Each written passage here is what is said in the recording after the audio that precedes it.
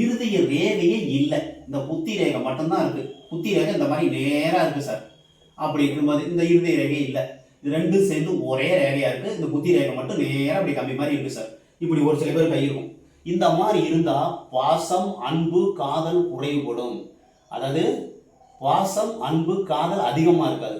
வாழ்க்கையில் சம்பாதிக்கணும், பணம் சம்பாதிக்கக்கூடிய நிபுணராக இருப்பார்கள். பணத்தில் தான் அவங்களுக்கு குறியாக இருப்பாங்க.